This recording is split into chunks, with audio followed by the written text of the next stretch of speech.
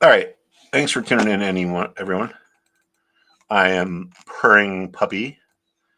So, listen, all kidding aside, I just feel the need to comment on this whole GameStop Reddit thing because a lot of people have lost a lot of money. And I wasn't watching it because, frankly, I had better things to do with my time, like, watch my grass grow or paint my house or watch the paint dry than sit on Roaring Kitty's live stream. But there were people on there, from what I've heard, people have told me, that were like, oh, they're taking loans, they're putting all their money into GameStop. This whole GameStop thing has lost so many people money. And here's the thing, right? If you've lost money on it, ask yourself why. Don't blame it on a hedge fund. Don't blame it on a market maker. As someone who literally was a market maker and who literally did trade in the hedge fund world for a long time, I can just tell you what you think is probably very different than what really goes on. Market makers don't go to work thinking, oh, gee, let me go rip off the Redditors. Of course, if you got an order to sell GameStop that your client gave you, sell it at 30 and the stock's at 40, it's like you're going to do it, right? Because you're getting 10 points better for your client. Market makers usually trade for the clients, they're not trading themselves or for their own capital. But anyway, if you really want to understand how this stuff works, algorithms, dark pools, hedge funds, market makers, buy side, sell side, become a member of our community here, sign up. We're going to launch our trading school like imminently, I think. And yeah, I like teaching people, and what I really like is not helping people make money, but helping people not lose money for whatever reason. I think that's kind of more, whatever. I kind of like that better. But anyway, all the hoopla aside, I talked about this in my GameStop lesson, but one of the things that we got to understand about trading is the psychology and so forth and price levels. And they're kind of intertwined. Back here, I know it seems like a long time ago, but in October of 21 or November of 21, yeah, October and November. So that's right when, I don't know, the first Reddit craze peaked. I kind of don't really remember. But anyway, when we had the Roaring Kitty thing first came out and it got up here, where did it find resistance? At the same level, within like a dollar, right? Now, this isn't a coincidence. It's due to psychology. There are people who bought back here who've been underwater ever since. And when it finally gets up to their price, they're like, oh, I think I'm going to sell. I can get out of break even finally. So this isn't a coincidence where it peaked out. Look at, you can see the same thing happened here. We found resistance at a former peak. Certain price levels in markets are more important than others. That's just how it is.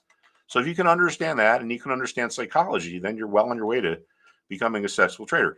Now check this out. Why would this level that was important resistance here become resistance here again? Well, this is what we call market memory. Sometimes these price levels that are important can stay important for a long time. There are people that bought on this day here, Tuesday, the 14th of May. Yeah. All right. At the close, like, this thing is down big. I'm going to go buy. It's going to rip higher tomorrow. And then what happens? It just falls out of bed. So a lot of the people say, oh, if it gets back to this level where I can get out of break even, I'm going to. So buyer's remorse can make what was support turn into resistance. Buyer's remorse can make what was resistance stay in resist or stay or let me re-say this. Stay intact for a long time. Sorry about that. Hey man, this isn't an English class, right? This is about trading. Look at this down here. Why would a support level stay intact? You don't need to be a former hedge fund trader or market guru to see this. Okay. What was support here? Was support here, support here, support here, support here.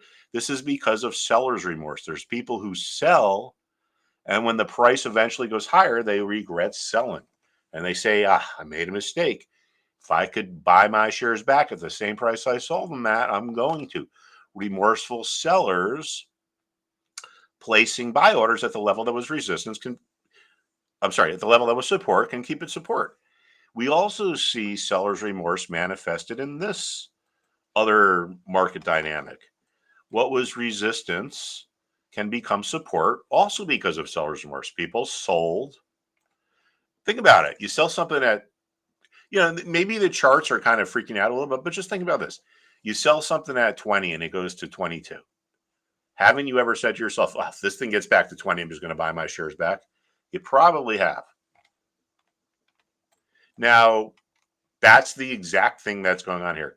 People sold around here. The price goes higher. They're like, oh, if I can never buy my shares back, I'm going to, if I get them at the same price.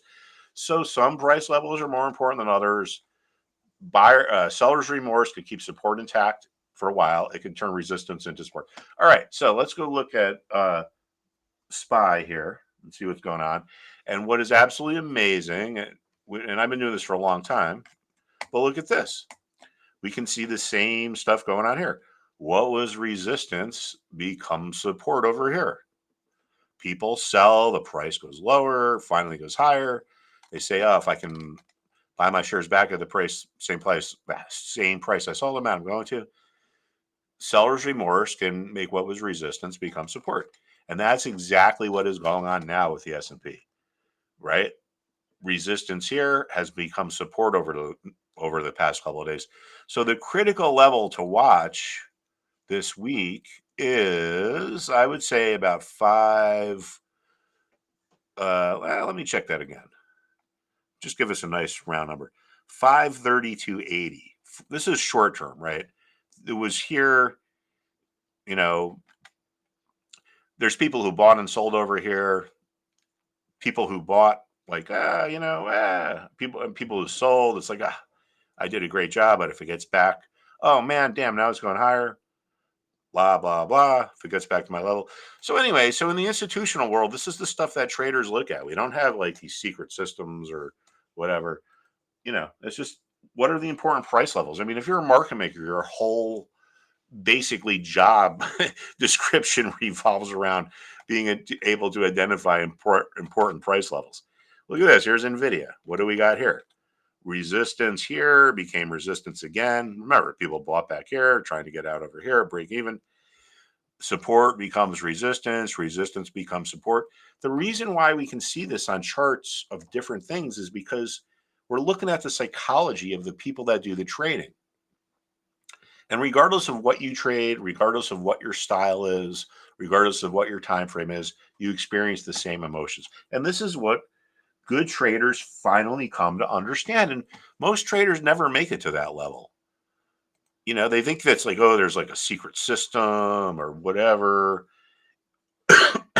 and when they can't figure it out, well, it's like they give up. Oh, what the hell did I do over here? Oh, there we go. All right, so look at this. So here's Bitcoin. Bitcoin is very different than what we just looked at, right? But yet we see the same thing. Resistance here becomes resistance here.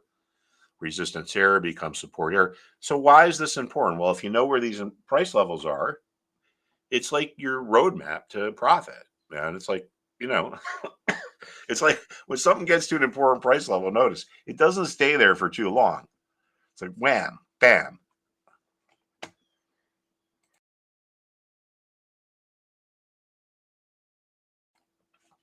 Right? It's not like being in a trading range. So these are the things we talk about at Stock Market Jobber.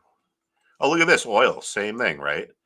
Support at a former support level. We rally. One of the things we talk about a lot over here, and what you can consider about joining, is there's a lot of ETFs that track things that track commodities. Like, we're talking about oil, and some retail traders might think like, well, what the hell am I going to do with this? I don't trade oil. Well, you can get exposure just by trading an ETF. For example, USO.